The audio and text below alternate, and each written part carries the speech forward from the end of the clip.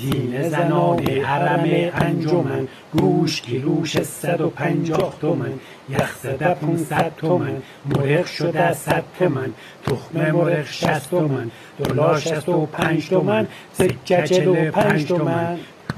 اینترنت فیلترینگ مالیات شده 9%. ایشالا مبارکت باد، بشین و زاری بکن، الاغ سواری بکن. الاغ ما پیره ترمز نمیگیره. سینه زنان حرم نمونه، جنسا چرا امسال خیلی گرونه. خط فقر بالای آسمونه، خدا رو شکر بنزین نون ارزونه.